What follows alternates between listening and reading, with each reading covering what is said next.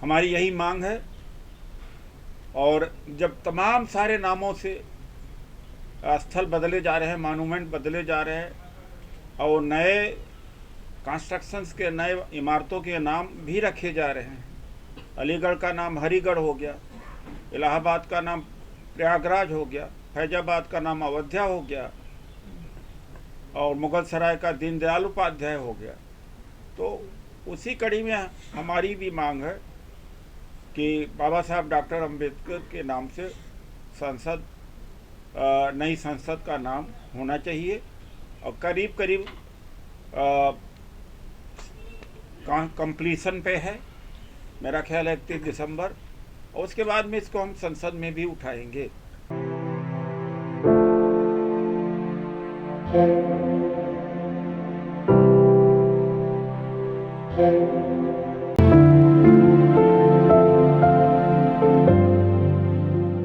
आप सबका स्वागत है।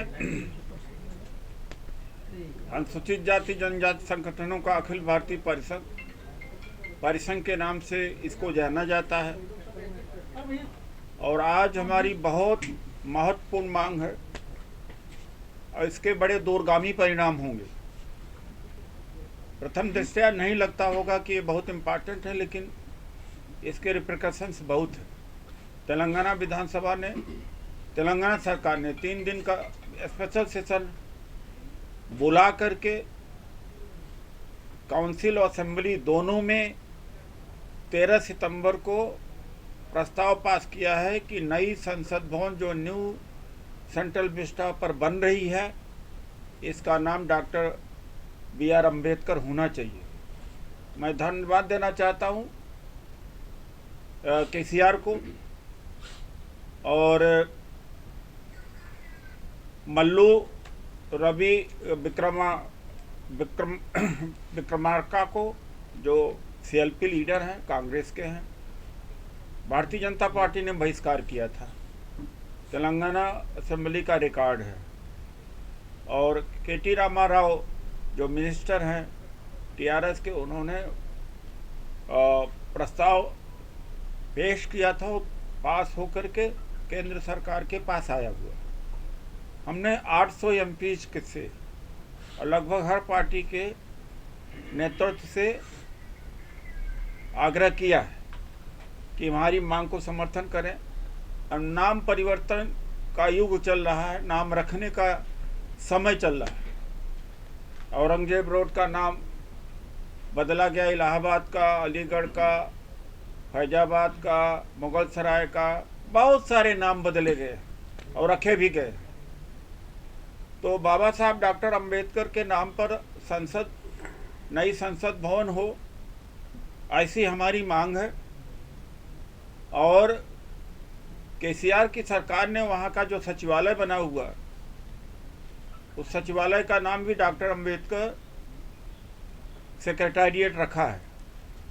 डॉक्टर अंबेडकर का योगदान संविधान के निर्माण में, और जो महिलाएं थी, पिछड़े थे, दलित थे, उनके लिए जो संघर्ष किया, और कॉन्स्टिट्यूशनल एक्सपर्ट, लीगल लिबररीज, हर तरह से हम देखते हैं तो उनका नाम सुटेबल है।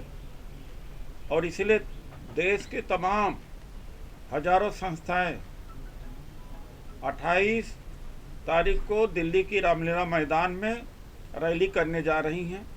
उसके बाद अगर नई बात मानी जाती है तो देशव्यापी आंदोलन होगा। तो हमारी मांग है कि नई संसद भवन का नाम डॉक्टर अंबेडकर पार्लियामेंट हाउस होना चाहिए। हम कोई राजनीतिक प्लेटफॉर्म से नहीं इसको उठा रहे हैं, क्योंकि उसमें बंटवारा हो जाता है। जो देश के बुद्धिस्ट है, अम्बेडकराइट्स है, रैशनलिस्ट है, प्रोग्रेसिव है, ह्यूमन राइट एक्टिविस्ट हैं, महिलाएं हैं, सिविल सोसाइटी, उन सब को लेकर के हम यह कार्यक्रम दिल्ली के रामलीला मैदान में 28 नवंबर को करेंगे और विशाल रैली हो। हमारे साथी ओमसुधा जी, डॉक्टर ओमसुधा जी की बड़ी मेहनत रही है लगातार, क्योंकि मैं तो सामाजिक कार्य इतना नहीं देख पाता हूँ, और इनकी बड़ी टीम है, हमारी बड़ी टीम है। और महेश्वर राज जो तेलंगाना के हमारे परिसंघ के प्रदेश अध्यक्ष है, उन्होंने बड़ा संघर्ष किया। उसका परिणाम हमें देखने को मिला कि तेलंगाना की विधानसभा ने पास करके मोदी सरकार को आग्रह किया है कि मोदी सरकार विचार करे और नाम रखे। हमारे राष्ट्रीय अध्यक्ष जी ने जो अभी बात कही, नई संसद का नाम बाबा साहब डॉक्टर अंबेडकर के नाम पे करने के साथ साथ जो SC ST OBC समाज के जुड़े हुए मुद्दे हैं, जिसके लिए हमारे राष्ट्रीय अध्यक्ष जी लगातार 1997 से संघर्ष कर रहे हैं, वो तमाम मुद्दे भी हमारे इस रैली में शामिल हो गए। मुख्य मुद्दा तो है ही, उसके साथ साथ जो आरक्षण का सवाल है, जो ताबड़तोड़ निजीकरण चल रहा है, उसका सवाल है, सरकारी प्रतिष्ठान जो बेचे जा रहे हैं, कोर्ट बेचे जा रहे हैं, उसका बताइए। इन तमाम सवालों पर साथ ही साथ जब से नरेंद्र मोदी जी की सरकार आई है 14 के बाद, पूरे देश में मनुवादियों के हौसले बुलंद हैं और दलित उत्पीड़न की घटनाएं अप्रत्याशित रूप से बढ़ गई है। तो लगातार उसके लिए हम लोग संघर्ष कर रहे हैं, चाहे हाथरस हमारे राष्ट्रीय अध्यक्ष जी का दौरा हो, जाना हो, परिजनों से मिलना हो, या पूरे देश में कहीं भी दलित उत्पीड़न की घटनाएं होती है तो हमारे संगठन के पदाधिकारी, हमारे संगठन के लोग, हमारे राष्ट्रीय अध्यक्ष जी लगातार उसके लिए संघर्ष करते हैं। तो ये तमाम मुद्दे उन मुद्दों के साथ साथ शामिल होंगे और ख़ास तौर पे ये जो कॉलेजियम सिस्टम है, न्यायपालिका में, उच्च न्यायपालिका में आरक्षण के लिए भी हमारे संगठन परिसंघ की एक लंबी लड़ाई, लंबी परंपरा रही है उसके खिलाफ संघर्ष की। तो वो मुद्दे भी शामिल रहेंगे ये जो 28 नवंबर की रैली है उसमें। देखिए, एक बहुत बड़ा आंदोलन BP मौर्य जी ने किया था, उस समय लाखों लोग जेल में गए थे। उसका परिणाम हुआ कि डॉक्टर अम्बेडकर की प्रतिमा बनी संसद में। तो वही एक रास्ता है कि जनता के बीच जाएंगे और जिले स्तर पर, प्रदेश स्तर पर धरना प्रदर्शन और तमाम विभिन्न जो राजनीतिक दल हैं उनसे संपर्क किया जाएगा। वो ज़्यादातर मरे पड़े हुए हैं, उनकी हिम्मत नहीं है। मैं संसद में 5 साल तक था, सत्ता पक्ष का होकर के जितना बात, जो जनून बातें होती, चाहे GST का विरोध करना हो, जुडिशियल सिस्टम हो, और भी बातें हैं, उठाया करता था, वो नहीं कर हो पाएंगे। और मुझे मालूम है कि नहीं मानेगी। लेकिन एक बात भी मैं बता दूं कि 2 अप्रैल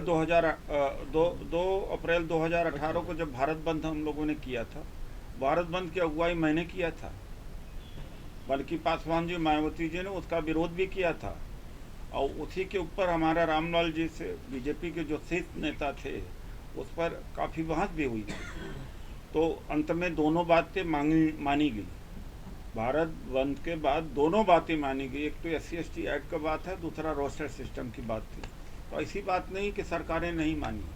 लोग मानते हैं कि 2 ही चीज़ मामले में मोदी ने पीछे हाथ किए हैं, एक तो लैंड एक्विजिशन में, दूसरा फार्मर वाले मामले में। लेकिन 2 और बातें हैं जो क्योंकि सबसे संबंधित नहीं है, तो उसके ऊपर ज़्यादा ध्यान नहीं जाता कि 2 और मांगों के मामले में मोदी ने सरेंडर किया है। देखिए, न मेरा है, न इनका है, न उनका है, सबका है।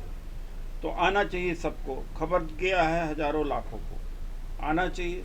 और मुझे लगता है कि उस दिन रामलीला मैदान में एक अच्छी रैली।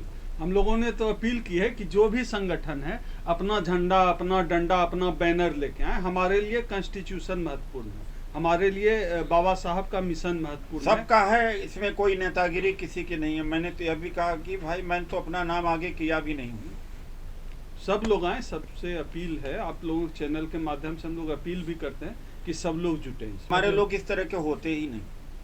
हमारे ज़्यादातर कर्मचारी, अधिकारी अम्बेडकरवादी और सामाजिक कार्यकर्ता होते हैं। 1500 2000 रुक जाए तो रुक जाए रामलीला में अम्बेडकर, वरना सब फ्लाइट से आते हैं, पहाड़गंज में भरे रहते हैं, अपने गेस्ट हाउस में रहते हैं।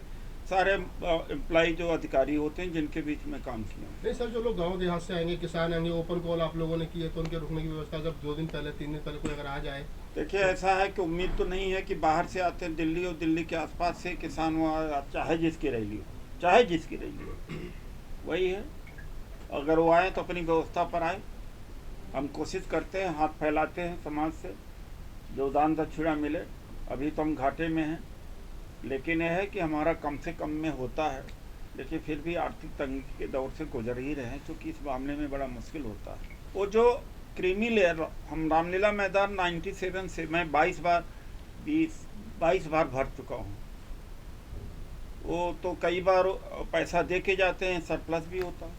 हमारा उस तरह के नहीं कि बसें दे करके, गाड़ी दे के, खाना दे कर नहीं बुलाते, ना हमारे बस का है।